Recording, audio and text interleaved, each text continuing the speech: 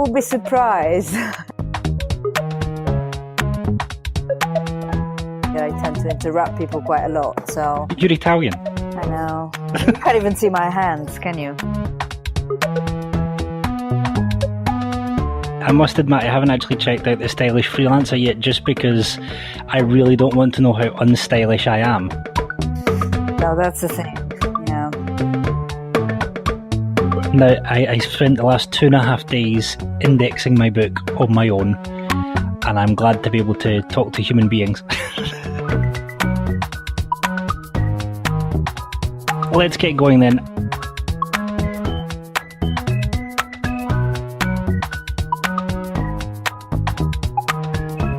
This is Troublesome Terps, the podcast that goes boldly where no podcast has gone before. On the virtual catwalk for today's show, we have the classically groomed and ever stylish Alexander Drexel. Thank you so much. It's great to talk to you. Hi there. And I am the impeccably styled, of course, Jonathan Downey. And yes, you're right, that t-shirt does look really good on me this evening. Today, we have our very first special guest on the Troublesome Terps podcast. She is the marketing virtuoso to the translation and interpreting industries, fashion maven, and branding connoisseur Valeria Aliperta. Welcome to the show, Valeria. Oh, hello, guys. I know you're already nervous. Very nervous indeed, yes. How are you? Going to the dentist. So let's just jump straight into the podcast. And as far as I know, the two of you saw each other in real life, as it were, not too long ago, because you attended the same conference. Can you tell us a little bit about that? We did, yes. And actually, we met several times before that. So it's, more than once. So it's real life, for real. Yeah. Devirtualization. Yeah. I think we both met in the Translation and Localization Conference in Warsaw, which is probably the most relaxed conference that I've ever been to. I mean, this year, I'll let you into a fashion secret.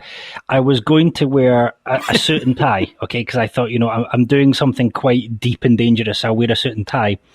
But in the morning, I woke up and realized that the zip on my suit trousers had split. Oh dear. And realised that no one wanted me to present with my flies down. No. So I went with my second option, which was kind of like a stripy shirt and jeans. And I think I pulled it off okay. Valeria was next up after me, and I was waiting for her to make a comment about my fashion. But I got away with it, probably only because I'm a guy. But there we go. Yeah. Yeah, I believe that. So you have a chance of making a comment now, Val. Yes, I think that, I still need to analyze your style, so you won't be pleased probably. But I need to really just, breathe and find the time to analyze everything, split the hair, do that kind of stuff. And I will do it eventually, so be prepared. But you've been pardoned for now. So I wasn't feeling very well in Warsaw, so that's why I sort of skipped, any comments that I could make. But I did like your stripy shirts. I did notice because I was wearing stripes as well, so it was quite coordinated unwillingly. Matching outfits. That's great. Valeria, I think the conference was organized by someone you know very well. I do. Yes. Which is Marta Stalmasak. Can you tell us a little bit about the conference and how the conference came to be, as it were? So this is the second time I attend, and I happen to be a speaker for the second time. With something very different. I normally speak branding, and you know that. But this time I also had the chance to speak about something I'm really close to, which is interpreting. So that was in tandem with Jonathan. Mm-hmm. We did quite a good combination of topics, which were not clashing, but quite combining. The conference is it's interesting because it's in a very nice venue, which you wouldn't consider as a very important thing, but actually it is. And as someone who goes to many, many conferences for work or pleasure, I can say it's not easy to find a nice place where they have Nespresso machines. So that's important for you, right? That was quite pleasant. I mean, if the coffee break is rubbish, then you're not particularly pleased afterwards or before or during.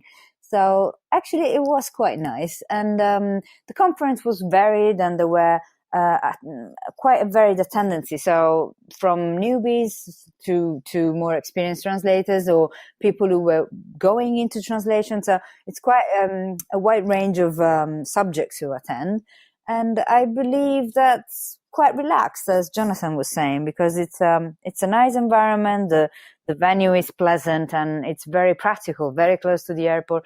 So in terms of contents, I think this one was focused on various topics. I was glad that actually interpreting was included because it's something that is never really considered. I don't know why that is, to be honest. I've heard from a couple of conference organisers that on the one hand it's difficult to get people who are happy to talk to interpreters because, you know, interpreters are really picky about speakers.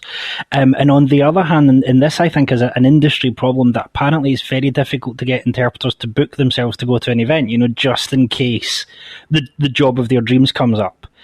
And it's funny because on the one hand, I've heard interpreters complain we don't get enough conferences and CPD opportunities, and on the other hand, I've heard organisers complain, you know, we create sessions for them and 12 people come. Yeah.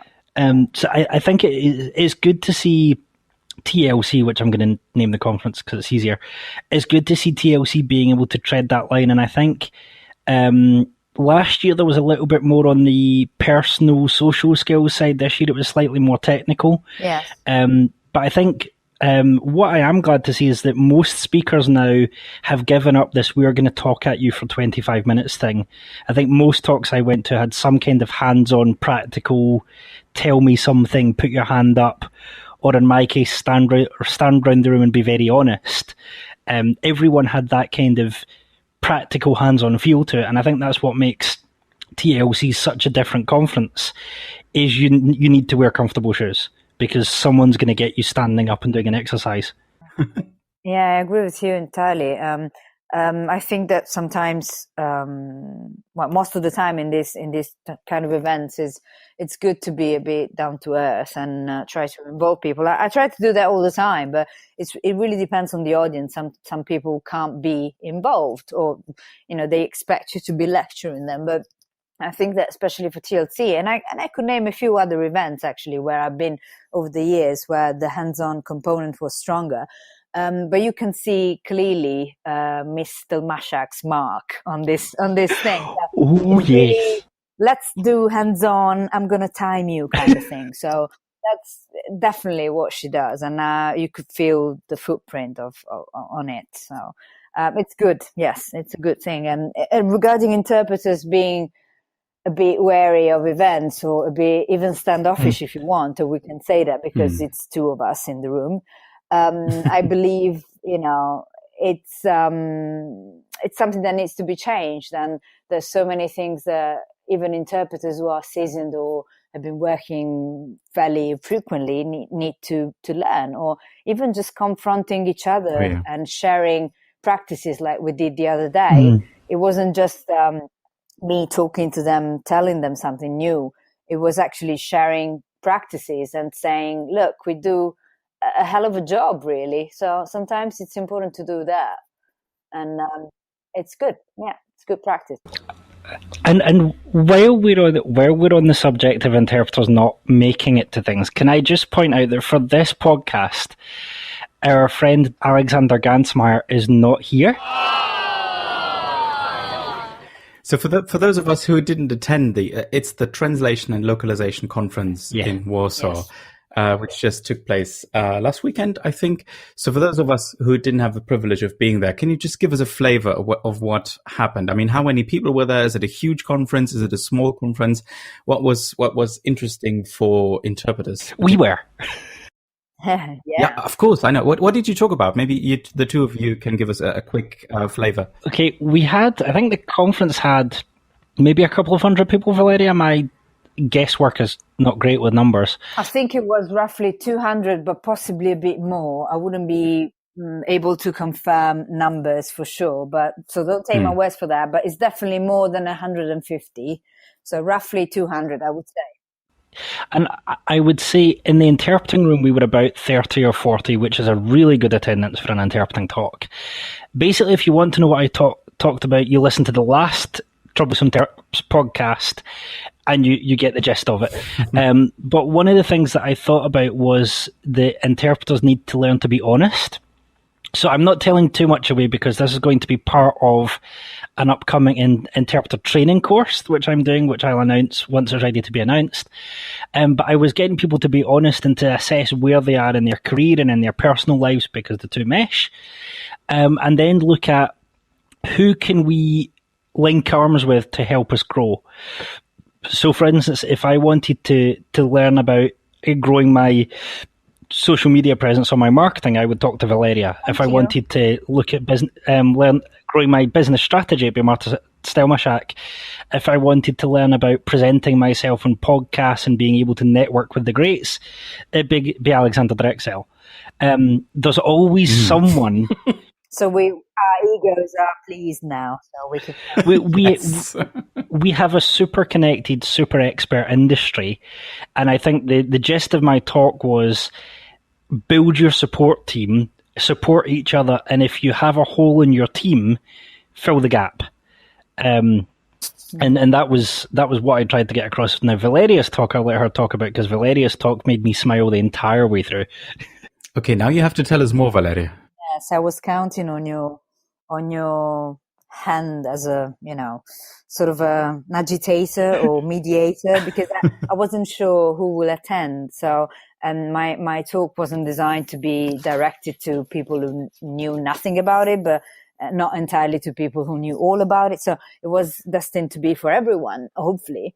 So I had to adapt based on the people there. And I realized that more or less they were all interpreters, but some were very young or starting out, and some others were, a bit more experienced. So, but in very varied and different sort of ranges of situations. So, someone who worked in court mainly, some others who were simultaneous interpreters, but there was a bit of a variety. So, to be honest, I was trying to make sure that people who thought that they knew what other interpreters are doing could expand their view. So realizing that there's so many other things that interpreters do, I mean, situations where they actually interpret that others are not aware of. So it's not only court, it's not only conferences. There's so many other things that we do.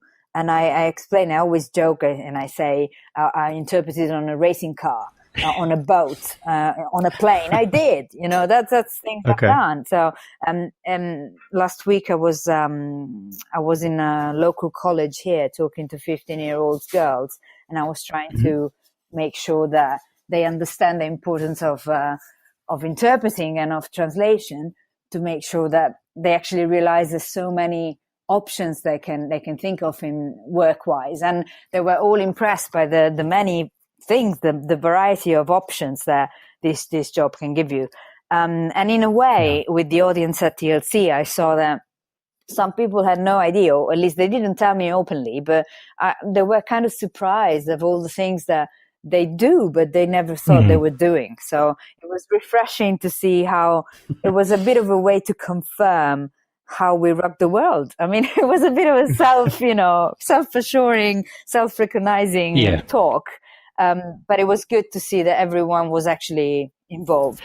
Yeah, it strikes me that interpreters are like the most powerful people in the room when we work. And if that doesn't scare people slightly, they don't know what interpreters do for a living. Yeah, there's so many options, so many situations where the actual conversation wouldn't happen. And I think that's something that TLC does very well. I mean, the keynote this year was a man called David Peterson, who creates languages for a living. And personally, having been an interpreter for 8 years, I'm sure he's been feeding terminology to my clients just before I get into the booth, because of the amount of obviously made up terminology. But he kind of launched it to us by showing us the breadth of what he has to do. And there was such a mix of people. The one that really struck me was they had a workshop on search engine optimization, which I knew I needed to know about, but I didn't realize how much of it is common sense and how much of it is thinking like a client. And I know that's something we'll get onto later in the show, but learning to think like a client is one of the things that I think TLC does very well. They actually invite translation and interpreting clients there to do talks. And there's something bracing about having someone who's buying your services on the program going to do a talk.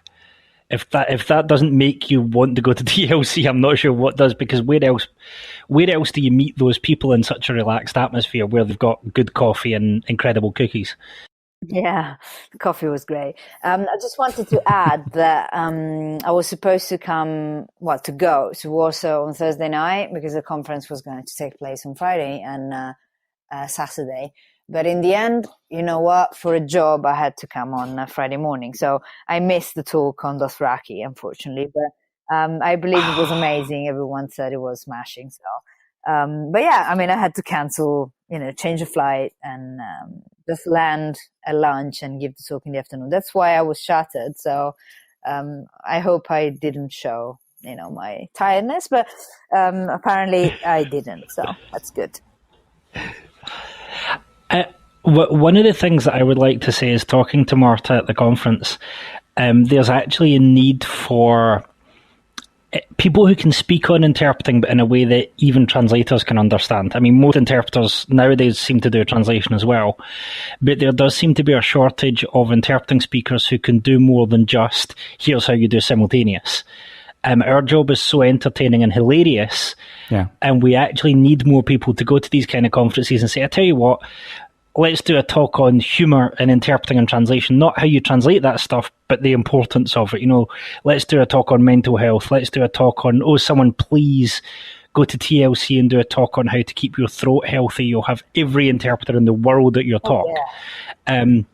I'll be in the front row, probably not screaming, but But I think that kind of the kind of people who can see interpreting in the wider context and who can say something that clients will want to listen to as well, they're actually relatively rare. I've met a few people who I think I want to hear them speak, and there are one or two speakers who I've heard who I would quite happily listen to all day long, but there aren't that many. And maybe TLC is a reminder that interpreters need public speaking training as well, and training on how to present our work to people who might have never heard of it before. I was going to say that. So you read minds too now. I think that actually it's very good for people in general. So any industry, anyone, to go and listen to public speakers. Sorry for the pun, but especially if you're an interpreter, I believe that it's very important to know how to use your voice, and not only projecting the tone of your voice, but also pronouncing clearly, as we said in the talk, if you remember. Yep. Jonathan, but also try to engage and present. So in that way, you could probably leverage on what you're listening to improve your own way of speaking, even when you're in the booth. So I think it's key to go and listen to bad speakers and good speakers alike to know why you differ or why you don't. Interesting you should say that, because both Valeria and I will be in Prague for the BP16 conference in April. Yes, and the talk that I've been asked to do is I'm actually giving a public speaking workshop, and rather than talking about just using your voice, I'm talking about things like honing your message, crafting a talk, and now I'm actually adding a new section after TLC on ways to use your own experience to connect with your audience. So anyone who hasn't booked yet, I believe that tickets are still available. If you look up BP16 Conference Prague, you will find it. And if you're an interpreter, you are allowed to take a few days off work to come to Prague to meet Valeria and I. And I can't remember, Valeria is speaking as well. So the lineup is superb. I've seen some of the people on the list. And some of those people, I would pay the entrance fee just to see them. I think it's about 160 people registered so far, the last time I checked. And just to do a bit of a shameless plug, my talk is about it's about transcreation and copywriting. So why bad translation is just like bad coffee. Both keep you awake at night. That's a very good analogy. Yes. Yeah. So I'll put the link to the BP16 into the show notes, so people who haven't signed up should definitely sign up and attend. Prague is always worth a visit, and if it's an opportunity to meet colleagues, all the better. I wanted to ask you two a question to sort of close up on the conference coverage. You said there weren't too many interpreters. So from your point of view, which was the best or the most interesting or most revealing talk that was not at all about interpreting, but that you still found interesting?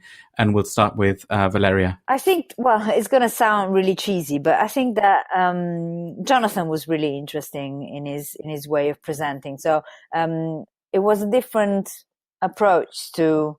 I wasn't expecting that talk to be like that at all. So that was a good surprise, like a nice way to talk about something that, I know very well because I know interpreting, but I never thought about a network, like a safety network of people you can rely on. So while it was very Christian based, and you recognize that, fair enough. Yeah, fair enough. But it was something that I really wasn't expecting it to be like that. So the circle at the end, and I won't reveal much more, but the circle at the end with the honesty moment was something that I'm not normally keen on, but I felt that it was, I could really be honest and tell you that I was really tired and shattered. So I guess, that was the one that was striking the most for me.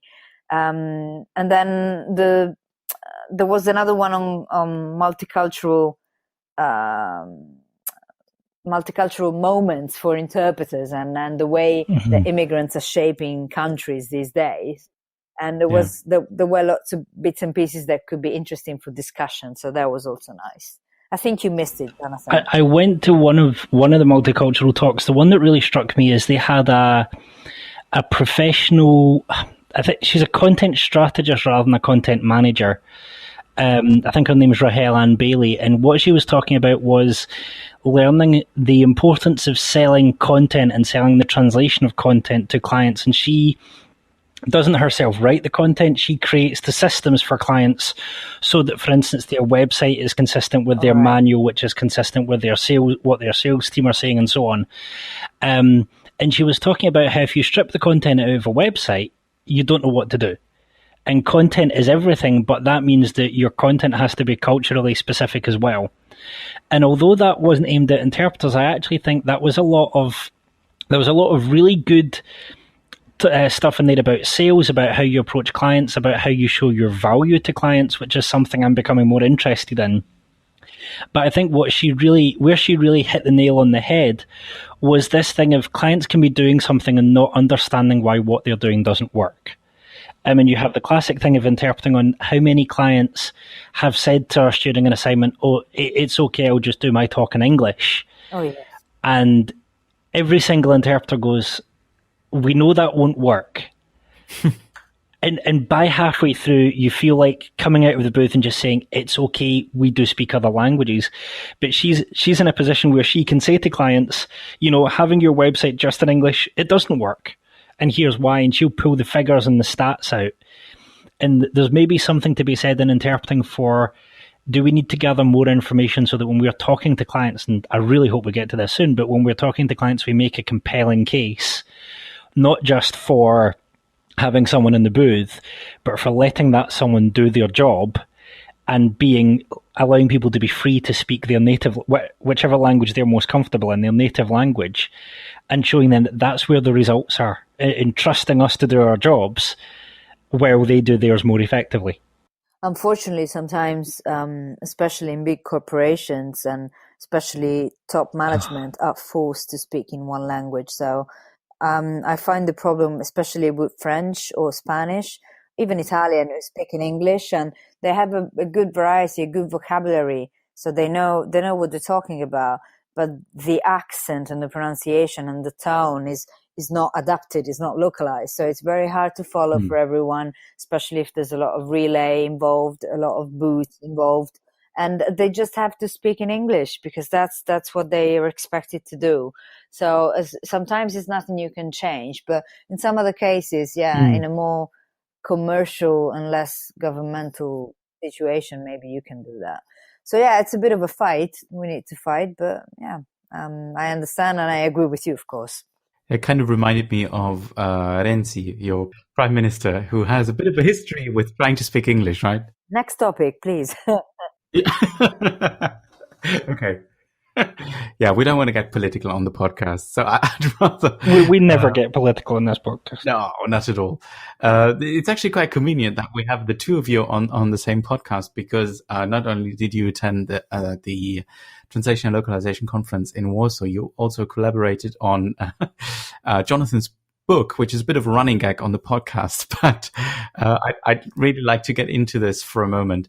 So maybe, Jonathan, you can tell us a little bit. Well, we talked about your book, but maybe tell us a little bit about how Valeria's approach and how her work fit into the book. Tell us.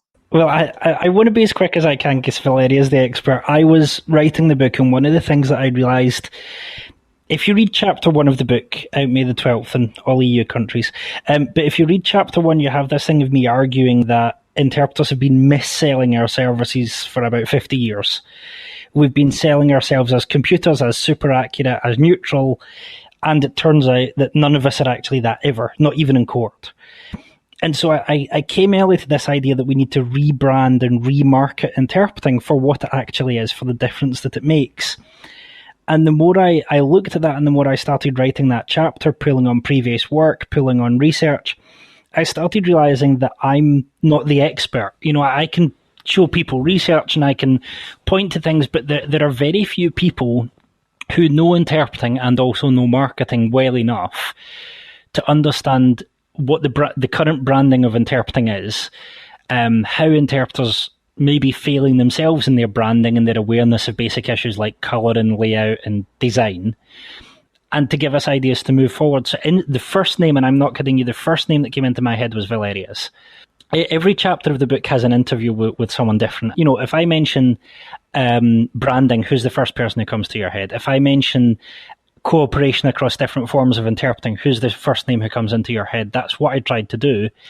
With the interview, I wanted to give Valeria as much space as I could. In this chapter, I am so not the expert, it's not even funny. You know, I'll do the basics of why we need to rebrand and then give it to Valeria and say, okay, how do we rebrand interpreting? And that's the one that still sticks in my head, that I still think we need Valeria to kind of fly the flag and say, guys, this is how we do it. Because interpreting needs to change, otherwise we'll be replaced by computers and it will be our own fault. It's not the first time that someone tells me that, and you'll be surprised because someone told me exactly that, the rebranding thing, in a completely different environment. When you may remember that I recently went to the Translating Europe Forum in Brussels, and someone was talking about the importance of translation and the way that the industry is perceived by clients, and the way, you know, the content may vary when it goes from one ear to the other. And at the end of the talk, they were talking about the fact that branding is also important. And because I just gave the talk about it, the person on the panel told me, right, so why doesn't, you know, where's Valeria in the audience? She should brand, you know, the industry. And I was like, oh my God, this is like, you know, No pressure. out of the body, you know, situation where in front of 500 people and how many, you know, people, I don't know, online, someone is just naming me to rebrand the industry. So that happened. It did happen. So It never was. It's not your idea anymore. But yes, I guess we have to do it now. Yeah. So I've been called. Yeah. I don't know. I wouldn't know where to start because there's so many aspects, and I'm not going to reveal much of what I said in the book, of course, but I believe it's something that starts with personal approach. So each person is different, each freelancer, each interpreter is different. So they will need to know what they want from their branding. So obviously it can't be an individual standalone effort if we want to rebrand the entire business and the entire industry, but it can definitely start from single people trying to at least communicate to others what they are. I mean, if it took me 4 years to convince my parents of the difference between translation and interpreting, you know, it can certainly take the same time or maybe less now to start educating clients on the importance. I mean, I know it sounds obvious, but there's still people out there who have no clue. So we could start from the simple branding graphically, so the graphic robe, if you want, of the interpreters, and then going into the actual details of the value of the service and on the importance of hiring just professionals, blah blah blah. So I think it's a multifaceted topic that we'll need to analyze. What intrigues me is the question how you got into branding, I guess. I mean, was that something that you found particularly interesting about the profession, or did you work in I don't know, marketing or content strategy before? It's a very easy question to answer. I've always liked art and design in general, but design can be anything. So from fashion to pictures to photography, so anything that looks aesthetically beautiful, I've always been drawn to it. But I never done too much about it because I'm an interpreter, so that was my other big passion. So I've always had a little bit of a taste for colors, how to match things, or it can translate, and sorry for the pun, but it can translate in different things. So the way you dress, or the way you choose a car, I mean, anything. But then my partner is a web designer, so I guess that's where I took it. So I just already had the passion, and I just were exposed to this in the house. So I guess that's how it happened. And I would assume, Jonathan, that you got what you wanted out of the contribution from Valeria. I'm assuming so. It will be months and months of no explanation of why. So, yeah, I guess so. I got far more than I bargained for, and I think what has made me realise is that this branding thing, I was thinking, it would be kind of 3 points all beginning with P that we can go home and do. But actually, when it comes to branding and image, on a personal level, it's quite complex because I'm just finishing off the new version of my website, of my business website. And I realized when you talk to a professional designer, they ask you questions that you don't expect. So they ask you questions like, what differentiates you from other interpreters? And you're like, I don't know. Well, yes. I'm good. But they also ask you questions. And one, I'm working with a copywriter for the About section of my website because I realize how important that is. And one of the questions she asked me was, who do you want to read your website? Now, the obvious answer is someone who's going to want everyone. Yeah, everyone, or anyone who wants interpreting. Who's going to pay me? But then she said, okay, who would be your dream clients? And thankfully, I've been following a list. There's an industry that I want to interpret for, and I've been following the list of their 250 most influential professionals in their industry and their 100 most influential agencies. So I was able to give her a list of kind of 100 people and say, I want 5, 7, and 11. And she can then look at their brand and how they talk and go, right, now I understand what's going to make them tick. And I realise now that branding is so complex because what will work for my website probably wouldn't work for Valeria's or Alex Gansmar's because we're probably not aiming at the same clients. I mean, I don't really want to work for Vidal Sassoon. And so, if my branding is based on fashion, well, one, they would never invite me anyway, but two, it would probably fail because that's not the clientele I'm after. I believe that branding is branding is just one word, but there's so many subcategories inside it. So branding is, I always say when I speak about it at talks and events, I'm no designer. So branding it's also all the rest of elements that gravitate around the actual logo. So it's the brand voice, is the way you write an email, is the way you greet a client in person when you see them for the first time, is the way you measure your words. It can be anything. It can be the skirt I'm wearing today. It can be the way I perceive or read. So it's so more complex than what one person can expect. And you could just analyze lots and lots of different factors to create your own brand, to create your own voice. So I guess you do need more than one person. You need a designer, you need a copywriter, you need a brand expert, you need anything of this. It's in one under one category of branding. So we could talk for hours, but maybe not today. Yeah, I think that's the problem that I sort of used to have with branding, because when I hear the word branding, it sort of comes across as I don't know, maybe phony or sort of fake, but I think that's not really what it's about. I think. I mean, that's how some companies, I think, do it, especially bigger companies. But I think if you do it that way, you're probably doing it wrong, right? There's a lot of misperception on what it is. Most of people think it's having a good flashy logo, and that's it. But definitely is not. So I got a really interesting comment when I was in TLC. There was a lady there who I've only met at TLC conferences, and she came up to me and she gave me the best compliment ever. She said, I read all of your blog posts, which is already nice, and she said, you're exactly the same in person as you are in print. And I thought, yes. I had the same once, and it's the most amazing thing that people can tell you. They told me that I come across exactly as I am online, so that I'm exactly transmitting what what she was expecting me to be, and she was pleased to not be disappointed. So it was really amazing. Yeah, I think that's what I was trying to get at, right? I mean, it's not like you're trying to pretend to be someone else. It's sort of developing what is unique.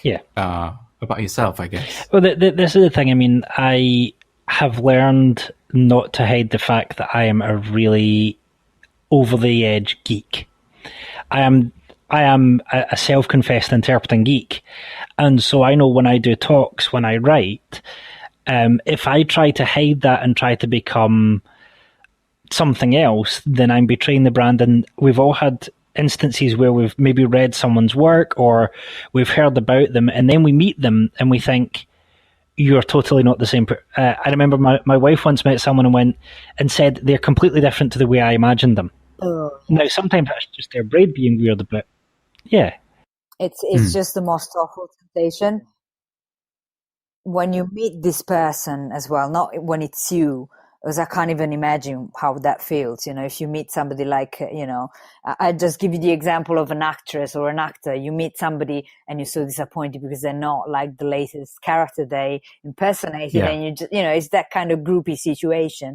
But it's kind of the same when you meet somebody you met on Twitter and they just, they click online with you, but then you meet them in person and no, they're not the same person. So I think it's one of the worst feelings when it happened. And unfortunately, it did happen a few times with me, for me when I met people. So I'm glad that they don't have this perception of myself. But I think I beat you because I got the other most amazing comment at the TLC conference. This colleague came to me and she asked me, "Oh, I love your skirt. Is this Dior?" And I'm like, "No, it's not, but thank you." So yes, I was really pleased with the achievement that I had, and with that skirt. So sorry, but I win. Now, see, to be fair, there is no way that I'm ever going to be complimented on the skirt that I'm wearing. No. Well, you never know. Maybe skirts suit you. The kilts suit you, maybe. Who knows? Well, I have thought of presenting in a kilt. I think one of the things on kind of branding that has really caught my eye, and which is where Valeria's work caught my eye, is that there are, thousands of interpreters online. And for clients, they don't know the difference between Ezeat, Easeat, and an easy chair. They really don't know where's a good place, where's a bad place. For some clients, aik is what you say when you hammer your thumb. So, it's the question that I always have in my head now is, how does an interpreter stand out in a world where the people who are buying your services most likely don't know about your services, and where there are literally thousands of people like you all trying to get clients? What makes a brand stand out that a client will go, yeah, I want them? Well, I think it all depends on what you're offering. I always say, that I wouldn't be suited for some sort of jobs. And, I have it very clear what my limits are. In the same way, when I give these talks on branding, I always make it clear that not necessarily you need to have a very flashy website or a very flashy, creative name. Maybe that's not you. So clients choose a certain person because they think alike, or they think they go well along with this person. So I always believe that if you stand out for some reason, whatever it may be, obviously good reasons, then if you work and you don't know how to do your job, then, it will resolve in something bad for you, but the client will know they made a mistake despite your flashy logo. So everything in Italian, we say that every knot comes to the comb, right? So everything will come out. And if you rubbish at your job, it will come out anyway. So it's good to stand out first and then prove yourself. If you even good, then great. You at least you get remembered for something that gets you closer to the clients you want to target. So I'm not working much in court these days. I don't do financial. I don't do medical. So probably you won't find anything that interests you on my website or my profiles if you're a medical client. So it's easy as that. So I think that there's a niche and a client for everyone. And I think that's one of the things where I was so glad that my copywriter asked me, what specific clients do you want? Being able to say, okay, these are the clients that I want. These are the, there are certain areas of interpreting. No freelancer that I know can afford to specialize, but there are certain areas where I would prefer to work in. And knowing them helps you get into the mind of your client, because you start researching your possible clients and you think, well, hold on a minute, I love anything to do with press and PR and public facing events. Well, instantly that kind of client is thinking certain things in their head. And so you have to say, okay, well, actually that kind of client probably wants someone who's got a proven track record of delivering those things themselves as well. So they've been both sides of the microphone. And understanding, okay, if you were a client in that industry, forget degrees. No one cares about degrees. They're important, but clients don't look for them. What's a client actually looking for? Because they don't know how interpreters qualify. They don't even know that we qualify. And I think it's refreshing to get someone like Valeria who can help you get into a client's head, and has so clearly gotten into her clients' heads in her website that it makes sense. But it's an exercise for interpreters that, I don't know about you two, but I still find it very, very difficult to do that exercise and not tie myself in knots. Yeah, maybe we can use that as sort of a final question to round things off. Is not necessarily on the individual interpreter's level, but for the profession as a whole. Is there something where you would say this has to happen or this has to stop, maybe, in order to improve the reputation of the profession, or in order to make it, easier to convince people of the usefulness of having an interpreter, or of having someone who can facilitate multilingual communication? Valeria, maybe? I think that video is the future. Mm-hmm. So we could just start recording videos of ourselves doing the job, of ourselves explaining why clients are more successful when they have a good interpreter that they can rely on, how it works. Where do we stand? What do we physically do when we interpret? How does the mind work? Why is it a physical and a mental job? So all things that people have no idea about. And I think that, the curiosity of listening to videos, people are drawn to videos like cats and dogs and, stuff like that, memes, we could do something like that. So they will just raise awareness like we would do for AIDS or anything else. We can do it for interpreting. Visuals are something that people want to watch. So not very long videos, but 5 minutes video, 3 minutes video. So I guess we could do something like that. Not necessarily only that, but that could be an option, at least, to convince people of why this job is so important. If anyone is organising a TEDx event and is looking for a speaker, I would love to do that talk at a TEDx event. My big thing at the moment, and I will probably get in trouble for this, but I like getting in trouble sometimes, is I think we should stop selling accurate interpreting.